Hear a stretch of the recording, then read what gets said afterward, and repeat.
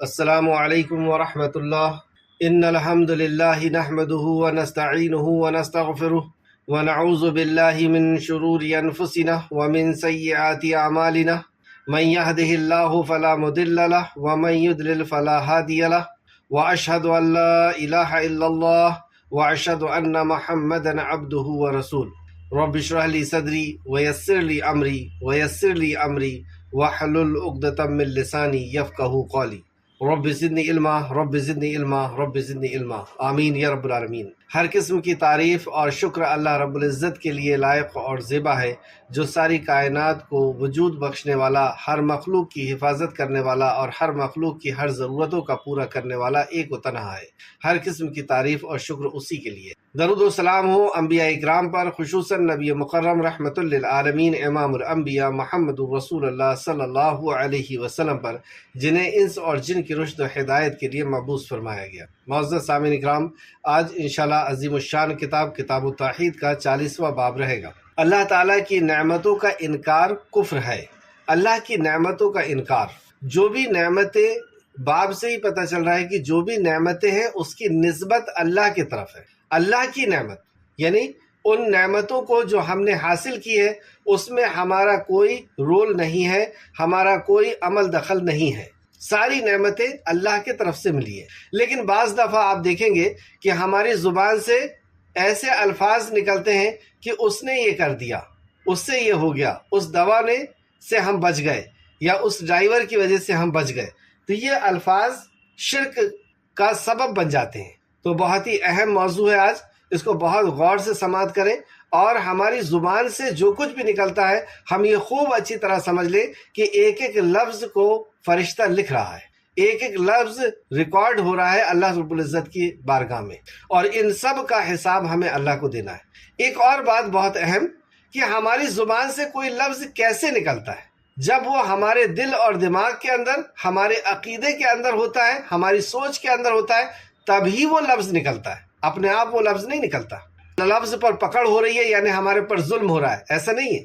ہماری زبان سے جو لفظ نکلتا ہے وہ ہمارے دل کی، ہمارے دماغ کی، ہمارے عقیدے کی ترجمانی کرتا ہے۔ ہر لفظ ایسے ہی نہیں کچھ بھی لفظ نکل جاتا اور اس کی پکڑ اللہ کے ہاں ہو جائے گی۔ تو بہرحال اس باب میں پہلی آیت جو مصنف نے لائی ہے سورہ نحل، آیت نمبر 83۔ اعوذ باللہ من الشیطان الرجیم، بسم اللہ الرحمن الرحیم۔ یعرفون نعمت اللہ، یہ لوگ اللہ کی نعمتوں، غور کریں، نعمت کی نسبت اللہ رب العزت نے اپنے طرف کیا، اس میں تمہارا کوئی کردار نہیں ہے۔ جو بھی نعمتیں تمہیں ملی ہے، چھوٹی سے لے کر کے بڑی نعمتیں، وہ سب دینے والا اللہ ہے، مخلوق کا اس میں کوئی رول نہیں ہے۔ یہ لوگ اللہ کی نعمتوں کو پہچانتے ہوئے، اللہ کی نعمتوں کو پہچانتے ہوئے، تو ہم کیسے پہچانتے ہیں؟ احساس کر کے، سونگ کر کے، چھو کر کے، دیکھ کر کے، یہ ساری نعمتوں کو ہم پہچان رہے ہیں کہ ہاں، دیکھ کر کے ہم پہچان رہے ہیں کہ سورج، چاند، زمین و آسمان ہے۔ چھو کر کے بھی ہم کچھ نعمتوں کو پہچانتے ہیں، سونگ کر کے ہم نعمتوں کو پہچانتے ہیں کہ ہاں یہ نعمت ہے۔ تو اس کا انکار کا مطلب یہ نہیں ہے کہ ہم اس کا انکار کر دے رہے ہیں کہ سورج، چاند، زمین و آسمان نہیں ہے، یہ انکار کا مطلب نہیں ہے۔ انکار کا مطلب یہ ہے کہ یہ نعمتیں ہیں، لیکن اس کی نسبت اللہ کے علاوہ مخلوق کی طرف کر رہے ہیں کہ فلاں نے دیا ہے، فلاں سے ہوا ہے، اور اس میں سر فہرست، اس میں سب سے پہلے ہم خود اپنی ذات کے اوپر اس کا کریڈٹ لے کر کے جاتے ہیں۔ جیسے ہم آگے سمجھیں گے، یہ لوگ اللہ کی نعمتوں کو پہچانتے ہوئے بھی انکار کرتے ہیں، اور ان میں سے اکثر ایسے ہیں جو اللہ کی نعمتوں کی ناشکری کرتے ہیں۔ تو اللہ کی نعمتوں کی ناشکری کیا ہے؟ اللہ کی نعمتوں کا انکار کیا ہے؟ اور یہی وہ ناشکری ہے جس کے تعلق سے ابلیس نے اللہ رب العزت سے مہلت مانگی تھی۔ اللہ رب العزت کی بارگاہ میں دعا کیا تھا کہ اللہ مجھے مہلت عطا کر دے قیامت تک کی۔ حسد کی بنیاد پر اس نے یہ کیا تھا کہ آدم مجھ سے زیادہ شرف کے لائق ہو گئے، مجھ سے زیادہ قیمتی ہو گئے، تو میں آدم ذات کو اور آدم کو بہکا کر کے ان سب کو جہنم میں لاؤں گا، اے اللہ تو مجھے مہلت دے دے۔ تو جہنم میں لانے کے لیے کیا کرے گا؟ اس نے کہا تو دیکھے گا اکثر ناشکرے ہوں گے۔ یہ ہے وہ ناشکرہ، مطلب جہنم میں جانے کی وجہ انسان کا ناشکرہ ہو جانا ہے۔ تو ناشکرہ پن کیا ہے یا انکار کیا ہے، وہ دونوں اس آیت میں، آیت کو پھر سے غور کریں۔ یہ لوگ اللہ کی نعمتوں یعنی نعمت کی نسبت اللہ کی طرف ہے، اس میں ہماری ڈگری کا، ہماری طاقت کا، ہماری صلاحیت کا، ہماری عقل کا، ہماری محنت کا، یا کسی پیر و مرشد کا، یا کسی پیڑ کا، یا کسی دھاگے کا، یا کسی ستارے کا، یا کسی فرشتے کا، یا کسی ولی یا کسی نبی کا کوئی رول نہیں، کوئی کردار نہیں۔ یہ ساری نعمت کی نسبت صرف اور صرف اللہ سبحانہ تعالیٰ، یعنی ہماری صلاحیت، ہماری ڈگری، ہماری دکان، کوئی اس کا عمل دخل نہیں ہے۔ اس کو ہم بہت اچھی طریقے سے سمجھیں۔ تو یہ لوگ اللہ کی نعمتوں کو پہچانتے ہوئے بھی انکار کرتے ہیں۔ تو ہم پہچان رہے ہیں، تو انکار کرنا یہ نہیں ہے کہ ہم زمین و آسمان کا ہم انکار کرتے ہیں۔ انکار کرنا یہ ہے کہ وہ نعمت اللہ کی طرف سے ہے، اس بات کا انکار کر دیں۔ پہچانتے ہوئے بھی انکار کرتے ہیں، اور ان میں سے اکثر ایسے ہیں، اکثریت کو گمراہ یہاں پہ قرار دیا گیا کہ ان میں سے اکثر ایسے ہیں جو اللہ کی نعمتوں کا ناشکری کرتے ہیں۔ تو اکثر لوگ جہنم میں جانے والے، اکثر لوگ نعمت کی ناشکری کرتے ہیں۔ تو ناشکری سے کیا مراد ہے؟ اس آیت کی تفسیر میں مجاہد رحمۃ اللہ علیہ فرماتے ہیں، مجاہد کون؟ ترجمان القرآن کے شاگرد، ابن عباس رحمۃ اللہ علیہ کے شاگرد، اور جید مفسر، اور مفسروں میں سب سے بڑے مفسر جنہوں نے قرآن کی تفسیر کی۔ اور ابن عباس رضی اللہ عنہ کے تعلق سے آپ فرماتے ہیں کہ میں ایک آیت پڑھتا تھا اور اس کو ابن عباس سے سمجھتا تھا، اور اس طرح انہوں نے 3 بار حضرت ابن عباس رضی اللہ عنہ سے قرآن کو سمجھا ہے، قرآن کا علم حاصل کیا، قرآن کی تفسیر کا علم حاصل۔ تو اس آیت کی تفسیر میں مجاہد رحمۃ اللہ علیہ فرماتے ہیں، انسان کا یوں کہنا کہ یہ مال تو مجھے آبا و اجداد کے طرف سے ورثہ میں ملا ہے، یعنی وہ غرور اور تکبر میں آ کر کے وہ یہ کہہ رہا ہے کہ یہ مال تو مجھے باپ دادا نے دیا ہے، مجھے یہ مال تو فلاں سے آیا ہے، یہ اللہ کی نعمت کا انکار ہے۔ نعمت اللہ نے دی ہے تو اسے کیا کہنا چاہیے تھا کہ یہ نعمت تو اللہ رب العزت نے عطا کی ہے، اس نے ذریعہ بنایا میرے باپ دادا کو، یہ تو صرف ایک ذریعہ ہے، اصل نعمت تو مجھے اللہ رب العزت نے عطا فرمائی ہے، یہ ذریعہ ہے، یہ دکان ذریعہ ہے، یہ علم ذریعہ ہے، اور یہ علم بھی اللہ نے دیا ہے، وہ باپ دادا بھی اللہ نے دیے، اور باپ دادا کو دولت بھی اللہ سبحانہ و تعالیٰ نے دی ہے۔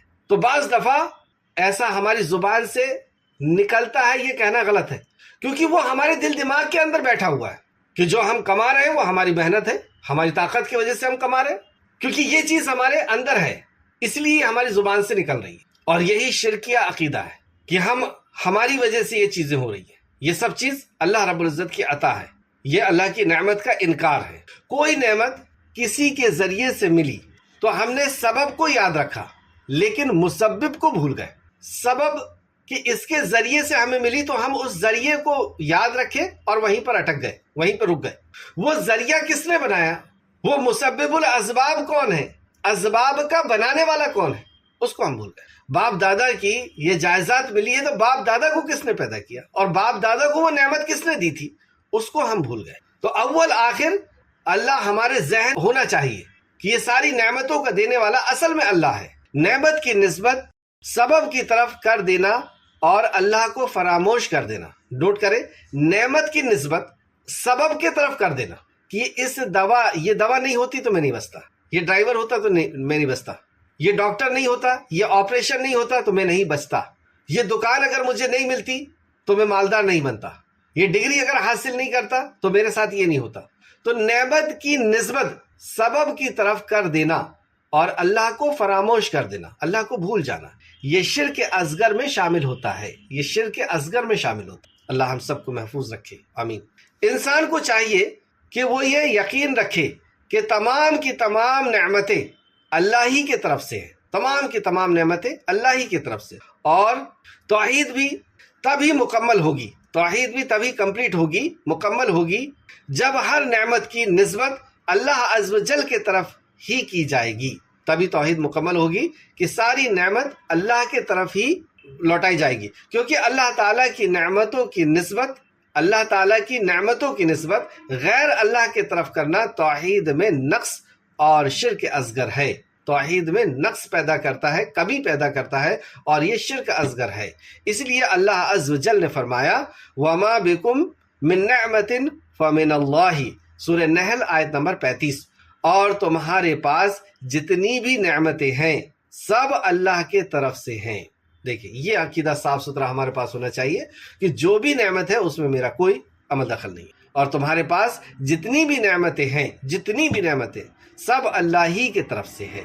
یہ بات توحید کے منافی اور شرک ہی کی ایک قسم ہے، کیونکہ ایسا کہنے والے، کیسا کہنے والے، جو اوپر یہاں پہ بیان فرمایا گیا، انسان کا یہ کہنا کہ یہ مال تو مجھے آبا و اجداد کے طرف سے ورثہ میں ملا ہے، اللہ کی نعمت کا انکار ہے۔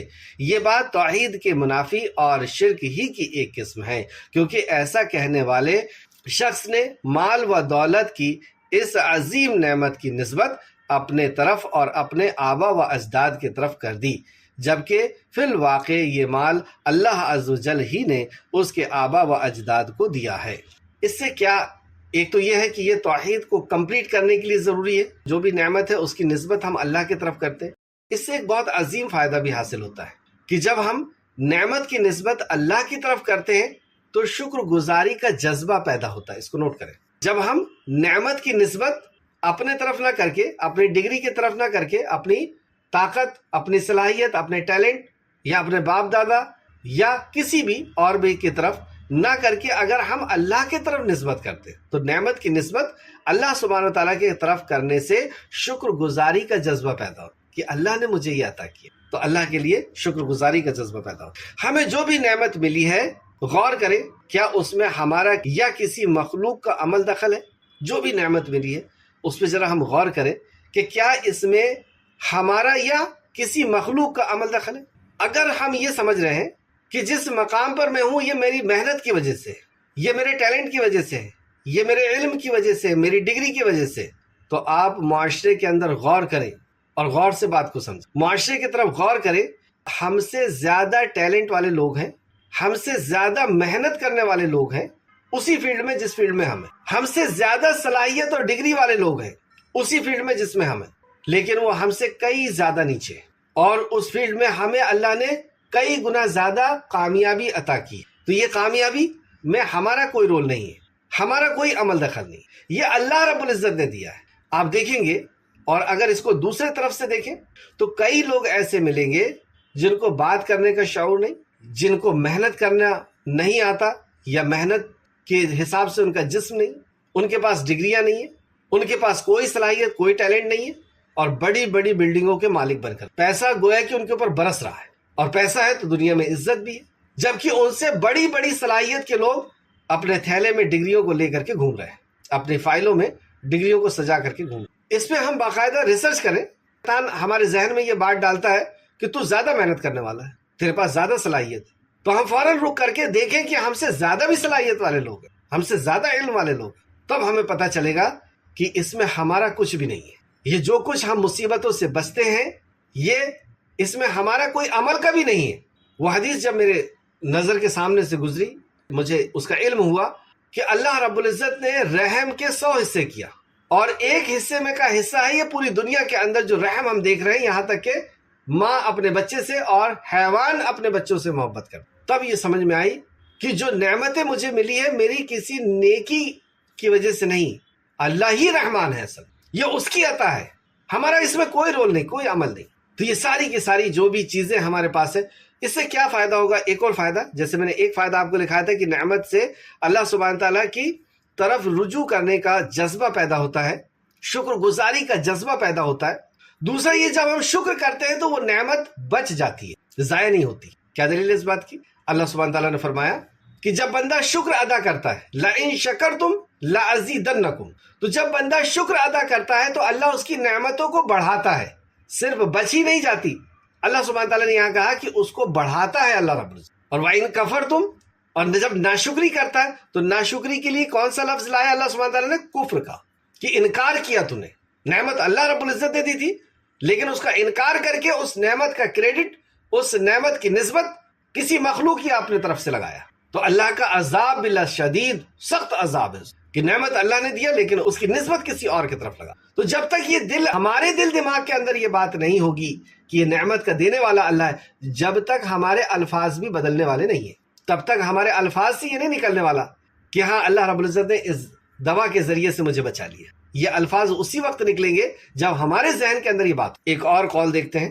اس آیت کی تفسیر میں ایک اور مفسر کا اور تفسیر ابن جریر الطبری رحمۃ اللہ علیہ نے نقل کیا ہے۔ عون بن عبداللہ کہتے ہیں لوگوں کا یہ کہنا کہ اگر فلاں نہ ہوتا تو یوں ہو جاتا، اللہ کی نعمت کا انکار ہے۔ فلاں نہ ہوتا تو یوں ہو جاتا، یعنی اس نے کیا، یہ اللہ نے نہیں کیا، تو یہ اللہ کی نعمت تھی کہ اللہ نے ویسا کیا۔ جیسے اس نے کیا کیا، سبب بذات خود مؤثر نہیں ہوتا، یعنی جو اسباب تھے اس کام کو کرنے کے، اس کے اندر خود سے کوئی اثر نہیں ہے۔ اس بات کو نوٹ کریں، سبب بذات خود مؤثر نہیں ہوتا جب تک کہ اللہ اس میں اثر نہ ڈال دے۔ جیسے دوا خود وہ مؤثر نہیں ہے، خود اثر پیدا کرنے والی نہیں ہے، کیونکہ آپ بعض دفعہ دیکھتے ہیں کہ ایک عمر کا مریض، ایک جیسی اس کی قد و قامت ہے یا اس کی طاقت ہے، ایک ہی عمر ہے اور بیماری بھی ایک جیسی ہوئی اور ڈاکٹر بھی ایک ہی ہے اور دوا بھی ایک ہی ہے، لیکن ایک مریض جلدی ٹھیک ہو رہا ہے، ایک مریض بعد میں ٹھیک اور ایک مریض اس دنیا سے ہی چلا جا رہا ہے۔ تو دوا کا اس میں کوئی، آپ نے کووڈ کے ٹائم پہ دیکھا ہوگا، دم کر دیے، کسی کو فائدہ ہو گیا کسی کو نہیں ہوا۔ کھانا کھا رہے ہیں، کبھی وہی کھانا فوڈ پوائزن بن جا رہا ہے، وہی کھانا زیادہ انرجی پیدا کر رہا ہے، وہی کھانا نہیں کر رہا۔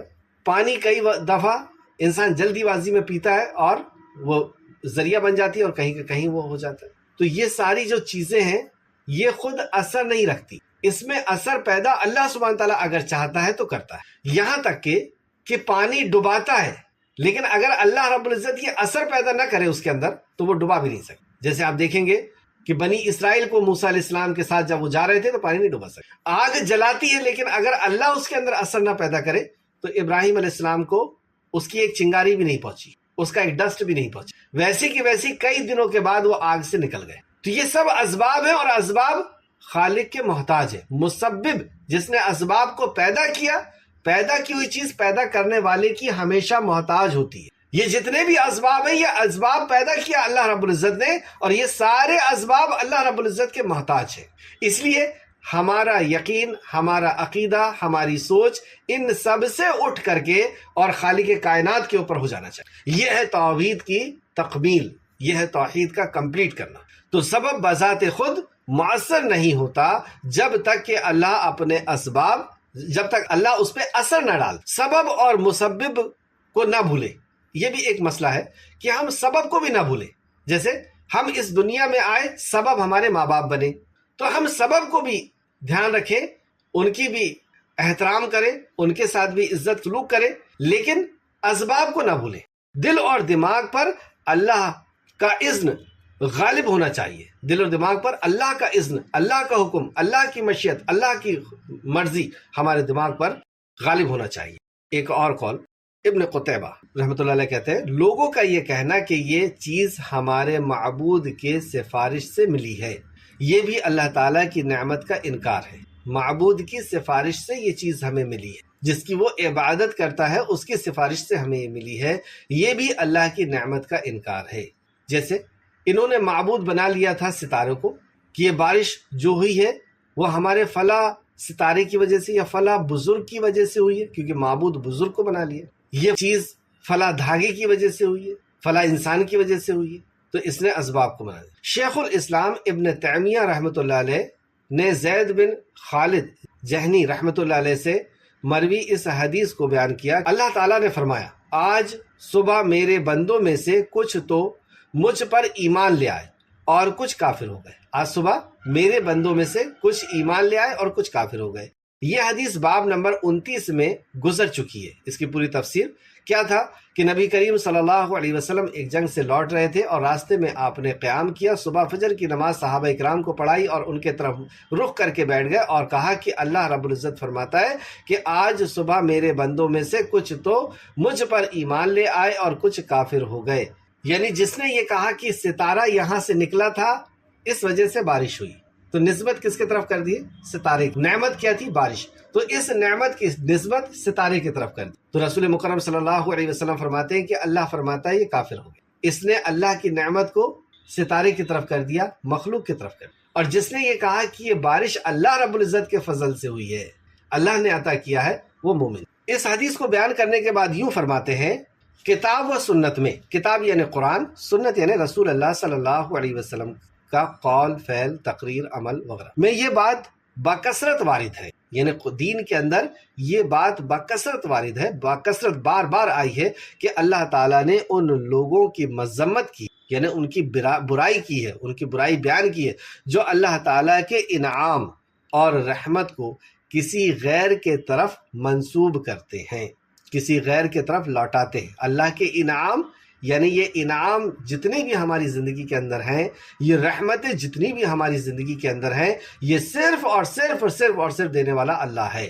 اس میں ہماری صلاحیت، ہمارا ٹیلنٹ، ہماری ڈگری، ہمارا علم یا کوئی اور مخلوق، کوئی ستارہ ہو، کوئی فرشتہ ہو، کوئی نبی ہو، کوئی ولی ہو، کسی کی طرف سے کچھ نہیں، یہ سب دینے والی ذات اللہ رب العزت کی ہے۔ ہاں اسباب ہو سکتے ہیں کہ ماں باپ کے ذریعے سے ہم اس دنیا کے اندر آئے، دکان کے ذریعے سے اللہ رب العزت ہمیں نوازتا، لیکن اگر دکان نہیں ہوگی تو کیا ہم بھوکے مر جائیں گے؟ اللہ رب العزت اسباب کو بھی اسی نے پیدا کیا ہے۔ اللہ دینے کے لیے اسباب کا محتاج نہیں ہے، اسباب کا اللہ رب العزت محتاج نہیں ہے۔ اس نے دنیا کا ایک ایسا قانون بنایا ہے کہ اسباب کے ذریعے سے عطا کرتا ہے، ورنہ عیسیٰ علیہ السلام کو پیدا کرنا تھا اللہ سبحانہ تعالیٰ کو، تو اللہ رب العزت مجبور نہیں ہوا کہ اس کا باپ نہیں ہوگا تو یہ پیدا نہیں ہو سکتا۔ بغیر باپ کے حضرت عیسیٰ علیہ السلام کو اللہ رب العزت نے اس دنیا میں پہنچا دیا، حضرت آدم علیہ السلام کو بغیر ماں باپ کے پہنچا دیا۔ تو اللہ اسباب کا بھی محتاج نہیں ہے۔ تو فرماتے ہیں جو اللہ تعالیٰ کی انعام اور رحمت کو کسی غیر کے طرف منسوب کرتے ہیں اور اللہ تعالیٰ کے ساتھ شریک ٹھہراتے ہیں، اور اس بات کی وضاحت کے لیے بعض اسلاف نے یہ مثال بیان کی۔ دیکھیں یہ خلاصہ ہے، اس کو اگر ہم سمجھ لیں گے تو آج کا باب پوری طرح سمجھ میں آئے گا۔ جیسے لوگ کہتے ہیں کہ ہوا بہت ہی خوب تھی، یعنی جب ناؤ چلتی ہے پانی کے اوپر تو ناؤ کے اچھا چلنے پر کچھ چیزوں کی ضرورت ہوتی ہے۔ ایک تو ہوا کا رخ اسی طرف ہو جس طرف ناؤ جا رہی ہے، دوسرا ملہ جو ہے، جو ناؤ کو چلانے والا ہے، وہ ماہر ہو اپنے فن میں کہ کس طریقے سے پانی کو کاٹنا ہے، کس طریقے سے ناؤ کو کاٹنا ہے، کس طریقے سے کوئی جانور یا طوفان آ جائے گا تو اپنی سواری کو یا اپنی کشتی کو بچانا ہے۔ تو ان چیزوں کی ضرورت ہوتی۔ تو اسی تعلق سے اگزامپل دیتے ہوئے سمجھاتے ہیں، جیسے لوگ کہتے ہیں کہ ہوا بہت ہی خوب تھی، ملا ماہر اور تجربے کار تھا، ملا ناؤ چلانے والا ماہر تھا اور تجربے کار تھا وغیرہ، جو الفاظ زبان پر عام ہوتے ہیں۔ اسی طریقے سے الفاظ آپ دیکھیں گے کہ زبان پر عام ہوتے ہیں، سب ناجائز ہیں، کیونکہ اس طرح کہنے سے اللہ نعمت کی نسبت غیر اللہ کی طرف ہو جاتی ہے۔ یہ سب ناجائز ہے، کیوں؟ کیونکہ اللہ کی نعمت کی نسبت غیر اللہ کی طرف ہو جاتی ہے۔ تو یہ نسبت ہماری کامیابی کی غیر اللہ کی طرف نہ ہو، اس لیے ہمیں ضروری ہے کہ ایسے الفاظ سے ہم بچیں۔ اور کب بچ پائیں گے؟ جب ہمارے دل دماغ کے اندر یہ عقیدہ ہو کہ کرنے والی ذات تو اللہ۔ جیسے ہم کسی کار میں بیٹھے ہوئے ہیں اور وہ ڈاؤن سے بہت تیزی کے ساتھ اتر رہی تھی، اچانک ڈرائیور یہ کہے کہ گاڑی کا بریک فیل ہو گیا، ہم سب کے ذہن میں کیا بات آئے گی؟ کیا اللہ رب العزت یاد آ رہا ہے؟ اس وقت چیخنا چلانا شروع ہو رہا ہے کہ اللہ کی حمد نکل رہی ہے، اللہ کے لیے دعا نکل رہی ہے، چیخ رہے ہیں۔ تو اندر میں جو ہوتا ہے وہ نکلتا ہے۔ ہماری زبان ایسی کچھ بھی چیز ادا نہیں کرتی، جو اندر بیٹھا ہوا ہے وہ ادا ہوتا ہے، جو عقیدہ اندر بیٹھا ہوا۔ پھر ڈرائیور نے کار کو ڈرائیو کرتے ہوئے ایک درخت کے نیچے لے جا کر کے اور درخت کے پاس سے ٹکرا دیا، تو سب کیا کہیں گے کہ ڈرائیور بہت ماہر تھا۔ اس وقت اگر وہ اپنے اسٹیئرنگ کو اس طرف نہیں کرتا اور پیڑ پہ نہیں ٹکراتا تو ہم سب مر جاتے۔ کہیں اللہ یاد نہیں، ڈرائیور ماہر تھا، اچھا ہوا اس وقت یہاں پیڑ تھا، اگر یہ پیڑ نہیں ہوتا تو سیدھے کھائی میں جاتے۔ نسبت پیڑ، ڈرائیور، اس کے عمل بہت ماہر تھا، یہاں پہ لا کے ٹکرایا۔ اگر یہ تھوڑا سا ایسا کر دیتا، اگر چل رہا ہے کہ اگر میں مارکیٹ نہیں جاتا تو وہ گاڑی مجھے ٹوکر نہیں مارتی، اگر میں ایسا کرتا تو ایسا نہیں ہوتا۔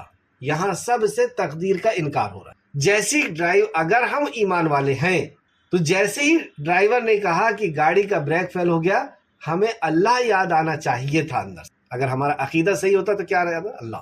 اللہ تو بچا لے، تو ہی بچانے والا ہے۔ اسباب نظر نہیں آ رہے، بچنے کے کوئی راستے نظر نہیں آ رہے، لیکن دل دماغ پر یہ عقیدہ ہے کہ اللہ اسباب کا بھی محتاج نہیں، اگر وہ بچانے پر آ جائے تو پھر کوئی کھائی ہمیں موت نہیں دے سکتی۔ خلاصہ پوری کلاس کا یہ ہے کہ ہمیں جو بھی نعمت ملی ہے اس کی نسبت ہم اللہ کی طرف نہ کر کے کسی اور کی طرف کرتے ہیں، تو یہ انکار نعمت ہے، یہی اللہ کی نعمت کا انکار ہے، اور انکار نعمت شرک اصغر ہے، چھوٹا شرک ہے۔ نعمت کی نسبت ہم اگر اسباب کی طرف کرتے ہیں اور مسبب کو بھول جاتے ہیں، اسباب کے پیدا کرنے والے کو بھول جاتے ہیں، تو یہ انکار نعمت یعنی شرک اصغر ہے۔ یہاں تک کہ ابھی تھوڑا وقت ہے، اس لیے میں آپ کو 2 آیتیں قرآن کی اور بتاتا ہوں، ہمیں اور سمجھ میں آئے گا کہ اسلاف یا انبیاء علیہ السلام کیسا عقیدہ ہوا کرتا تھا۔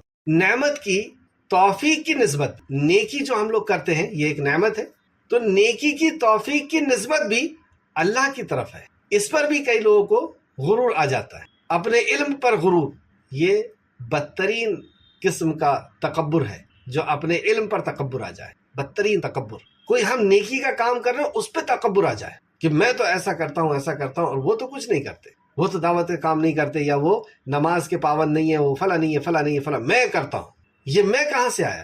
اس میں ہمارا کیا عمل اور دخل ہے؟ ہم اگر کچھ نیکی کا کام کر رہے ہیں، اس میں ہمارا کیا رول ہے؟ یہ نعمت ہے نیکی، اور اس کی نسبت ہم نے اپنے طرف کیسے کر لی؟ یہ نیکی کی توفیق بھی اللہ کی طرف سے۔ دیکھیں آپ سورہ ہود آیت نمبر 88، اس نے کہا، یعنی نبی نے کہا، اے میری قوم، کیا تم نے دیکھا اگر میں اپنے رب کے طرف سے ایک واضح دلیل پر، اپنے رب کے طرف سے میں واضح دلیل پر ہوں، یعنی واضح دلیل پر، سچائی پر کوئی اگر قائم ہے تو اس میں اس کا رول نہیں ہے، اللہ کے طرف سے۔ سبحان اللہ۔ آگے دیکھ، کیا تم نے دیکھا اگر میں اپنے رب کے طرف سے ایک واضح دلیل پر ہوں اور اس نے مجھے اپنے جناب سے اچھا رزق عطا کیا ہے، تو رزق کی نسبت بھی اللہ کی طرف سے، اور عمل کی توفیق کی نسبت بھی اللہ کی طرف سے۔ آگے کہتے ہیں، اور میں ارادہ نہیں کرتا کہ میں تمہارے رب کے خلاف وہ کام کروں، مطلب ہم سب کا جو رب ہے اس کے خلاف وہ کام کروں جس سے میں تمہیں روکتا ہوں، یعنی میں جس سے تمہیں روکتا ہوں اس سے میں خود بھی روکتا ہوں۔ جہاں تک کر سکوں تو میں اصلاح کا ارادہ ہی کرتا ہوں، یعنی میں اپنی جی جان لگا کر کے تمہاری اصلاح کا کام کرتا ہوں، تمہیں بچانے کی کوشش کرتا ہوں، تمہیں جہنم سے روکنے کی کوشش کرتا ہوں، تمہیں دنیا اور آخرت کی تباہی سے روکنے کی کوشش کرتا ہوں۔ تو جہاں تک میں کر سکوں تو میں اصلاح کا ارادہ کرتا ہوں، اور میری توفیق اللہ ہی کی طرف سے۔ اللہ، تو یہ توفیق اللہ کی طرف سے، ورنہ میں یہ کام کرنے کے لائق نہیں، یا میں یہ کام نہیں کر سکتا اگر اللہ کی توفیق نہ ملے۔ تو یہ نعمت ہے جو ہم اللہ رب العزت کے دین کا کچھ بھی کام کر پائیں، یا نماز پڑھ پائیں، یا کسی کو صدقہ اور خیرات کر پائیں، یہ توفیق کی بھی اللہ ہی کی طرف سے ہے، اس میں بھی ہمارا کوئی عمل دخل، ہمارا کوئی رول نہیں ہے۔ یہ بھی ایک نعمت ہے، اور ساری نعمتیں اللہ کی۔ آگے فرماتے ہیں، اس پر میں نے بھروسہ کیا اور اسی کی طرف رجوع کرتا ہوں۔ اسی طریقے سے سورہ کہف کی آیت نمبر 32 سے آگے، اور انہیں ان 2 شخصوں کا حال بھی سنائے۔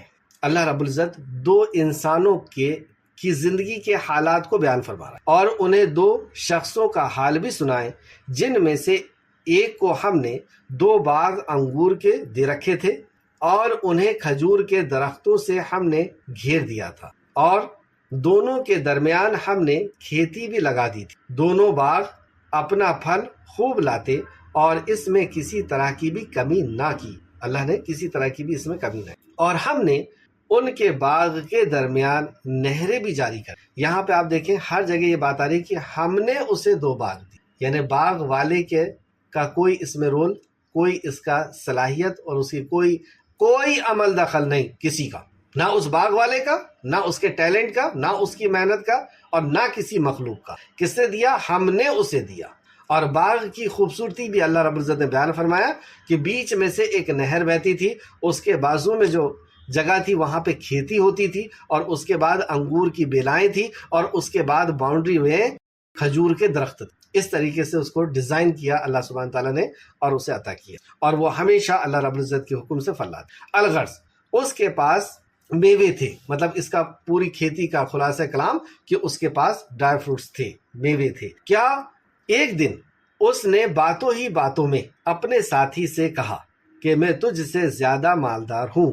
اب باتوں ہی باتوں میں اندر سے جو ہوتا ہے وہ نکلتا ہے، تو ویسے اس کا اندر سے نکلا کہ میں تیرے سے زیادہ مالدار ہوں، اور جتھے کے اعتبار سے بھی زیادہ مضبوط ہوں۔ تو دنیا دار لوگ آپ کو یہ 2 گھیروں کے آس پاس ملیں گے، اپنی دولت بتاتے رہیں گے کہ میرے پاس اتنی زمین ہے، اتنے گھر ہیں، اتنے محلات ہیں، فلاں ہے، اور میری اولاد کے اوپر اس کو تکبر کہ اتنی اولاد ہے، اتنی بڑی خاندان ہے، اور خاندان کے اندر یہ لوگ ہیں، ایک کمشنر ہے، فلاں ہے فلاں ہے. تو اس طریقے سے وہ اپنی جائزات کے تعلق سے بیان کر رہا تھا. سبب اسے یاد تھا، اسباب کو وہ بھولا ہوا. پھر دیکھیں آیت نمبر 34. الغرض اس کے پاس میوے تھے، ایک دن اس نے باتوں ہی باتوں میں اپنے ساتھی سے کہا کہ میں تجھ سے زیادہ مالدار ہوں اور جتھے کے اعتبار سے بھی زیادہ مضبوط ہوں. مطلب تو میرے لائن میں کہیں سے نہیں لگتا ہے. حقارت کی نظر سے اسے دیکھ رہا ہے. اور وہ اپنے باغ میں گیا، ہے نا، اپنے باغ میں گیا اور تھا بھی اپنی جان پر ظلم کرنے والا. تو اپنی جان پر ظلم کیا ہے؟ کہنے لگا کہ میں خیال نہیں کرتا کہ کسی وقت بھی یہ برباد ہوگا، کیونکہ اس کی آبادی کی نسبت اس نے اپنے آپ سے لگایا ہے کہ میری وجہ سے یہ ہے تو میں اسے برباد نہیں کروں گا، یہ برباد نہیں ہوگا. اگر اس کے خیال میں یہ ہوتا کہ اسے اللہ رب العزت نے دیا ہے تو یہ بھی خیال میں ہوتا کہ اللہ اسے کبھی بھی برباد کر دے، کیونکہ اس کے دل و دماغ کے اندر یہ بات ہے ہی نہیں. اس کے دل و دماغ کے اندر تو اس کا ٹیلنٹ ہے، اس نے محنت کیا، اس نے ایک ایک پودوں کو لگایا، اس نے نہر جاری کیا، ایک ایک پودوں کے اوپر اس کی نظر تھی، اس کی کھاد کی، اس کے اوپر دھوپ کی، ساری چیز. اس جو دانے کو اس نے لگایا تھا اس کے اندر جان کس نے ڈالی تھی؟ اس دانے کو پھاڑ کر کے اور زمین کو پھاڑ کر کے پودا کس نے نکالا تھا؟ سورج جو آسمان کے اوپر ہے وہ کس نے سیٹ کیا ہے؟ کس نے اس کے اندر حرارت رکھی ہے؟ وہ بارش جو آسمان سے برس رہی ہے وہ برسانے والا کون تھا؟ سبب دکھ رہا ہے اسے کہ اس کا ٹیلنٹ ہے، اس نے یہ چیزیں سیٹ کیا. ایسی سیٹ تو دوسرے بھی کھیت والے کرتے ہیں. وہ دوسرے کھیت والوں کے ہاں غلہ کیوں کم ہوتا ہے، تمہارے ہاں زیادہ کیوں ہو جاتا ہے؟ یا تمہارے ہاں کم کیوں ہوتا ہے، ان کے ہاں زیادہ کیوں ہو جاتا ہے؟ تو اسباب پیچھے سے کون کام کر رہا ہے وہ بھول گیا، اور سارا غرور و تکبر میں آ کر کے اپنے ساتھی کو کہتا ہے کہ میں تیرے سے زیادہ دولت مند ہوں، مجھے تیرے سے زیادہ اللہ نے دولت دیا، یہ نہیں کہہ رہا، اور میں جتھے اور جماعت میں بھی زیادہ ہوں. وہ اپنے باغ میں گیا اور تھا بھی وہ اپنی جان پر ظلم کرنے والا. کہنے لگا کہ میں خیال نہیں کرتا کہ کسی وقت بھی یہ برباد ہو، اور نہ میں قیامت کے قائم ہونے والی خیال رکھتا ہوں.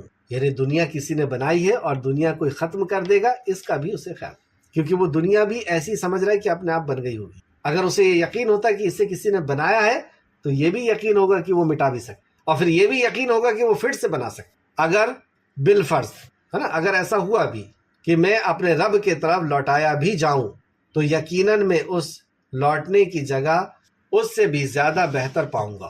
اگر ایسا تو ہوگا نہیں، اگر لیکن میں مرا بھی اور مر کر کے پھر سے میرے رب نے مجھے لوٹا بھی دیا تو میں اس سے بہتر پاؤں گا. کیوں بہتر پائے گا؟